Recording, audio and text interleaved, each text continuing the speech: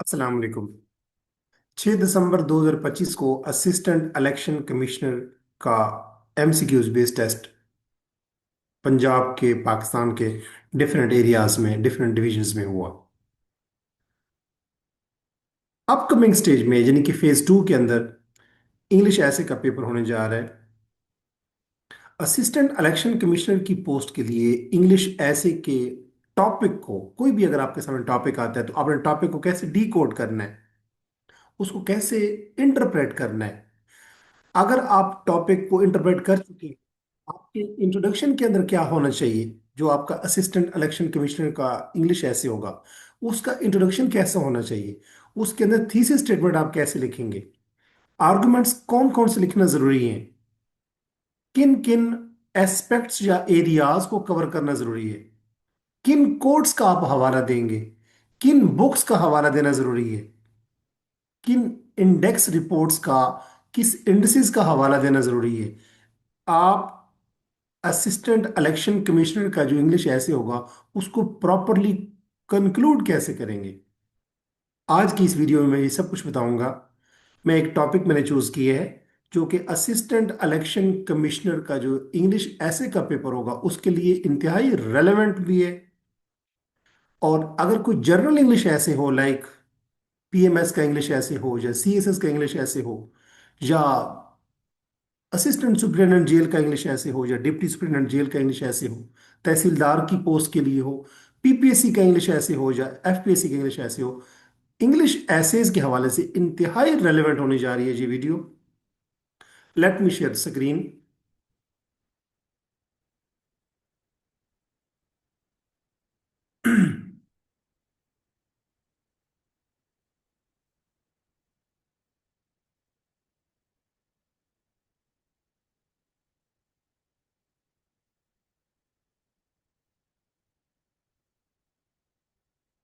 Hopefully आपको ये video के अंदर ये जो मैंने स्क्रीन शेयर की है ये आपको नजर आ रही होगी। टॉपिक है good governance, the corner stone of free and fair elections in Pakistan. ये हमारा एक टॉपिक है। अगर असिस्टेंट इलेक्शन कमिश्नर का इंग्लिश ऐसे का पेपर में ये टॉपिक आ जाता है, तो इस टॉपिक को पहले आप डिकोड करेंगे कि इसके अंदर मैंने लिखना क्या है, एग्जामिनर इसके अंदर मुझसे क्या चाहता है। अगर आप टॉपिक को डी कोड प्रॉपरली कर लेते हैं तो इसका मतलब है आप राइट ट्रैक पे होंगे। जब आप राइट ट्रैक पे होंगे तो राइट आर्गुमेंट्स की मदद से आप बहुत अच्छा ऐसे लिख सकते हैं। अगर आपने टॉपिक को मिस इंटरप्रेट किया तो फिर आप जितने मर्जी अच्छे आर्गुमेंट्स देंगे, जितनी अच्छी इंग्लिश यानी कि एरर फ्री इंग्लिश अगर आप लिखेंगे, प्रॉपरली उसको स्टार्ट करेंगे, प्रॉपरली कंक्लूड करेंगे, तो that would be futile activity, क्योंकि आप राइट ट्रैक पे नहीं होंगे। अगर टॉपिक को डिकोड करने के बाद आपने अच्छा इंट्रोडक्शन दे दिया, अच्छे आर्गुमेंट्स दे दिए, अच्छे कोट्स दे दिए, अच्छी बुक्स का हवाला दे दिया, अच्छे आपने रिपोर्ट्स, रिसर्च रिपोर्ट या इंडेक्स का हवाला दे दिया और प्रॉपरली ऐसे को कंक्लूड कर लिया, it would be quite easy for you to qualify English essay paper for assistant election commissioner post. Topic है good governance, the corner stone of free and fair elections in Pakistan. इस ये topic, पहली बात है कि Pakistan centric है तो आपने पाकिस्तान की बात करनी है। सेकेंडली, आपने ये बताना है, इस टॉपिक के अंदर एग्जामिनर ये पूछना चाहता है कि पाकिस्तान के अंदर फ्री एंड फेयर यानी ट्रांसपेरेंट जो रिलायबल इलेक्शंस हैं उसके लिए गुड गवर्नेंस की क्या अहमियत है। अगर गुड गवर्नेंस नहीं होती तो free and fair election Pakistan के अंदर नहीं हो सकते। इसका मतलब है कि एग्जामिनर ये कहना चाहता है कि क्या पाकिस्तान के अंदर फ्री एंड फेयर इलेक्शन के लिए गुड गवर्नेंस मौजूद है। अगर नहीं है तो कौन कौन से चैलेंजेस हैं गवर्नेंस के और उनको हम कैसे सॉल्व कर सकते हैं। होपफुली आपको समझ आ गई होगी कि टॉपिक के अंदर एग्जामिनर हमसे क्या चाहता है कि पाकिस्तान के अंदर अगर गुड गवर्नेंस मौजूद है, क्यों, क्योंकि गुड गवर्नेंस से फ्री एंड फेयर इलेक्शंस होने हैं। अगर गुड गवर्नेंस नहीं है तो कौन कौन से चैलेंजेस हैं, और अगर वो चैलेंजेस हैं तो उनको हम एड्रेस कैसे कर सकते हैं, यानी वे फॉरवर्ड क्या है, यानी रेमेडियल मेजर्स क्या है, यानी सॉल्यूशंस क्या है।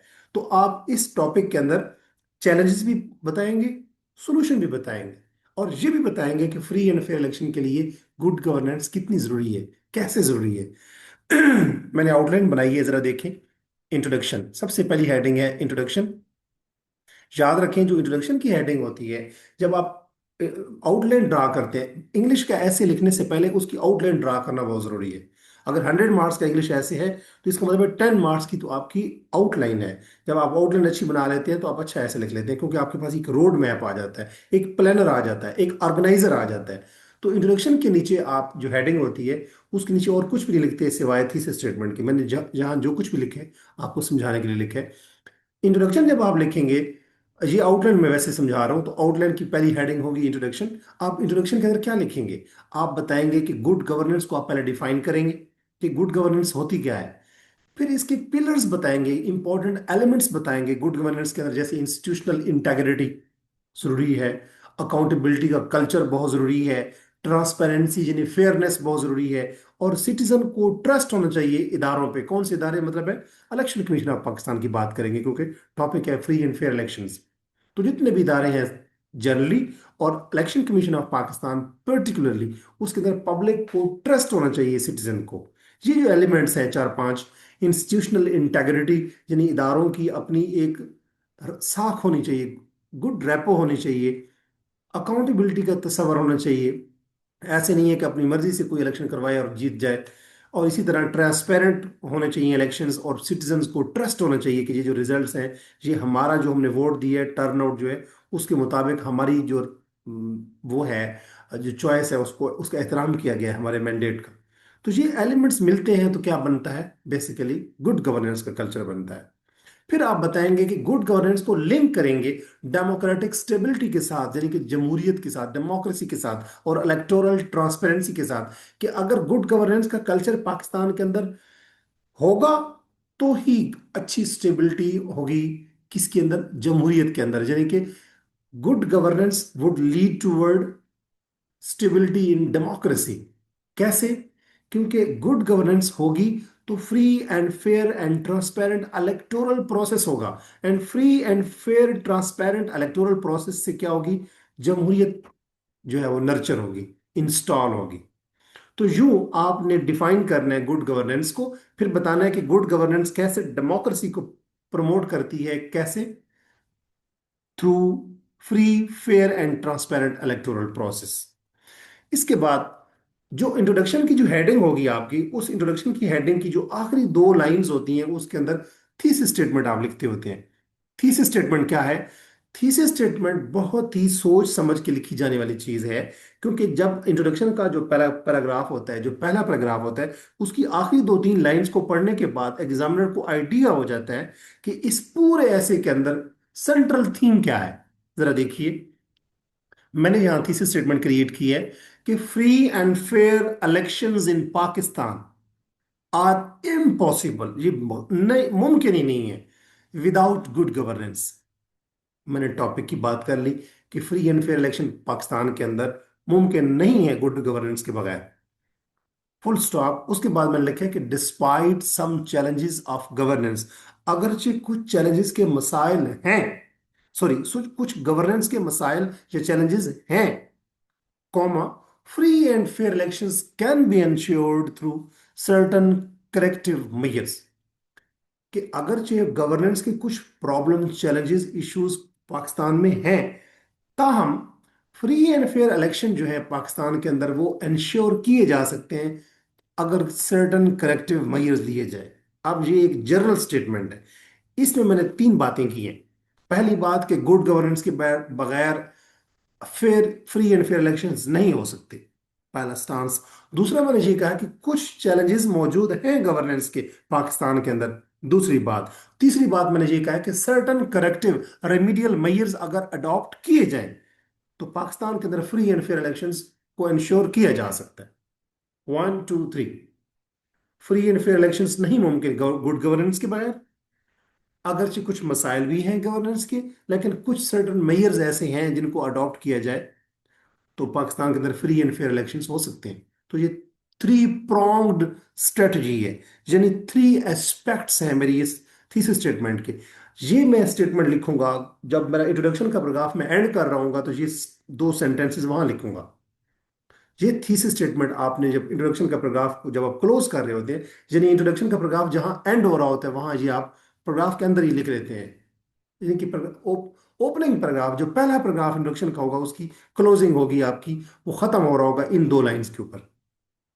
Hopefully you have got my point. अब ये जो थीसिस स्टेटमेंट है ये मेरे पूरे ऐसे का सेंट्रल थीम है, इसके ऊपर ऐसे घूमेगा कि पाकिस्तान के अंदर फ्री एंड फेयर इलेक्शन मुमकिन नहीं है गुड गवर्नेंस के बगैर।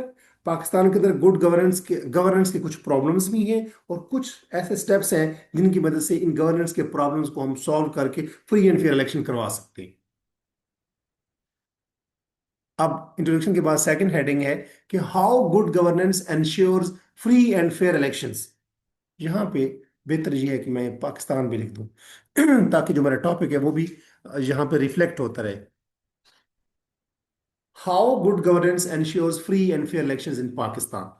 पाकिस्तान के अंदर फ्री एंड फेयर इलेक्शंस को गुड गवर्नेंस कैसे एंश्योर्स करती है। पहली बात, जो मेरा ऐसे का थीम है, दोबारा देख लें एक मरतबा। ऐसे का थीम ये था कि good governance the corner stone of free and fair election Pakistan, के पाकिस्तान के अंदर फ्री एंड फेयर इलेक्शंस के लिए जो बहुत ही जरूरी पिलर है, बहुत ही इंपॉर्टेंट एलिमेंट है, जो जुज्व लाजनफिक है, वो क्या है? गुड गवर्नेंस है। तो गुड गवर्नेंस कहाँ पे? पाकिस्तान में। क्यों? ताकि फ्री एंड फेयर इलेक्शन हो सके। तो पाकिस्तान के अंदर फ्री एंड फेयर इलेक्शंस के लिए गुड गवर्नेंस बहुत जरूरी है, कॉर्नर स्टोन है। इस ये आपका थीम है। अब जरा देखें, मैंने यहां पे फ्री एंड फेयर इलेक्शन को पाकिस्तान के अंदर, यानी पाकिस्तान के अंदर, ये पाकिस्तान पूरी सिचुएशन है, पूरा एक एरिया है, उसके अंदर फ्री एंड फेयर इलेक्शन को मैं लिंक करूंगा गुड गवर्नेंस के साथ, कि कैसे good governance free and fair election को इंश्योर करती है, प्रमोट करती है, एग्जीक्यूट करती है, बावर कराती है, उसको रिफ्लेक्ट करती है। तो मैं यहाँ पे इसके ऊपर एक पैराग्राफ लिखूंगा छोटा सा, जिसमें मैं बताऊंगा कि independent election commission of Pakistan अगर होगा तो इसका मतलब है कि अटोनोमी होगी इस इदारे की और तमाम इदारों की। तो इसका मतलब है कि गवर्नेंस का कल्चर अच्छा होगा, गुड गवर्नेंस होगी। इसी तरह अगर अकाउंटेबिलिटी का कल्चर होगा पाकिस्तान के अंदर, यानी कि तमाम इदारे जो है वो अपने एक्शंस, जो भी वो प्रोसीजर अडॉप्ट करेंगे, जो भी प्रोसेसेस करेंगे, जो भी स्टेप्स उठाएंगे, उसके लिए अकाउंटेबल भी होंगे खुद। तमाम इदारों के अफराद बिलमू, और इलेक्शन कमीशन ऑफ पाकिस्तान के जो अफसरान हैं वो बिलमू बिलखसूस। तो अकाउंटेबिलिटी का कल्चर, इसी तरह ट्रांसपेरेंसी का कल्चर, इसी तरह जब पब्लिक बड़े एतमाद के साथ, खुशी के साथ, एक्साइटेड होके जब पार्टिसिपेट करेगी, वोट के लिए निकलेगी डेमोक्रेटिक प्रोसेस के अंदर, ये जमहूरियत के प्रोसेस के अंदर, तो ये सारी जो चीजें हैं ये रिफ्लेक्ट करती हैं किस चीज को? गुड गवर्नेंस को। और जब गुड गवर्नेंस होगी तो फ्री एंड फेयर इलेक्शन होंगे। ये चार पांच चीजें जो है बेसिकली ये गुड गवर्नेंस की मैनिफेस्टेशंस है, गुड गवर्नेंस के एलिमेंट्स हैं, गुड गवर्नेंस के कंपोनेंट्स हैं, कि ये चीजें होंगी। कौन कौन सी चीजें? कि independent election commission of Pakistan, accountability का कल्चर, ट्रांसपेरेंसी का कल्चर, और पब्लिक जब पार्टिसिपेट करेगी इलेक्टोरल प्रोसेस में, यानी इलेक्शंस के लिए निकलेगी, एतमाद करेगी दारों के ऊपर, पब्लिक ट्रस्ट शो होगा, तो गुड गवर्नेंस प्रिवेल करेगी। और गुड गवर्नेंस जब प्रिवेल करेगी तो फ्री एंड फेयर इलेक्शंस होंगे। यूं गुड गवर्नेंस का मैं कहूंगा चोली दामन का साथ है, it is part and parcel, यानी good governance is closely linked with free and fair election in Pakistan. इसके ऊपर एक पैराग्राफ लिखूंगा इंट्रोडक्शन के बाद। दूसरा पैराग्राफ लिखा गया। तीसरी बात मैं, तीसरा जो मेरी हेडिंग होगी इस आउटलाइन के अंदर वो होगी कि चैलेंजेस हिंडरिंग गुड गवर्नेंस इन पाकिस्तान इलेक्टोरल सिस्टम। कि वो कौन से चैलेंजेस हैं जो पाकिस्तान के इलेक्टोरल सिस्टम को, यानी कि जो इंतखाबी निज़ाम होता है, इंतखाबी जो निज़ाम है पाकिस्तान का, इसके अंदर जो गुड गवर्नेंस को कौन से अनासर, कौन से चैलेंजेस उसके अंदर रुकावट बन रहे हैं। तो यहाँ मैंने कुछ बताए हैं कि कौन कौन से हैं। ये तो तीसरी हेडिंग है आउटलाइन के अंदर, ये फ्रेज की शक्ल में है। इसके सब पॉइंट्स जो होंगे वो सेंटेंसेस की शक्ल में होंगे, जरा देखिएगा। पहला मैं चैलेंज डिस्कस करूंगा, political interference weakens autonomy of election commission of Pakistan. बेहतर यह है कि ईसीबी ना लिखें, वहां लिखें इलेक्शन कमीशन ऑफ पाकिस्तान पूरा। आपको समझाने के लिए मैंने ईसीबी जल्द लिखी है, टाइम की कमी के पेश नजर। तो आप कहेंगे कि पॉलिटिकल इंटरफेरेंस जो है ये एक बड़ा चैलेंज है। इससे इलेक्शन कमीशन ऑफ पाकिस्तान की जो ऑटोनॉमी है, जो खुद मुख्तारियत है उसकी, वो क्या होती है? कमजोर होती है। इसके ऊपर एक पैराग्राफ लिखेंगे आप। इसी तरह दूसरा चैलेंज लिखेंगे कि एडमिनिस्ट्रेटिव बोटल नेक्स हैं, यानी इंतजामी कुछ मसाइल हैं that cause lack of coordination. Lack of coordination से क्या मुराद है? जो मुख्तलिफ इदारे हैं, जैसे जुडिशरी है, जैसे लोकल गवर्नमेंट्स हैं, जैसे इलेक्शन कमीशन ऑफ पाकिस्तान है, ये तमाम इदारे जब आपस में मिलते हैं, कोऑर्डिनेशन होती है, तो फ्री एंड फेयर इलेक्शन होते हैं।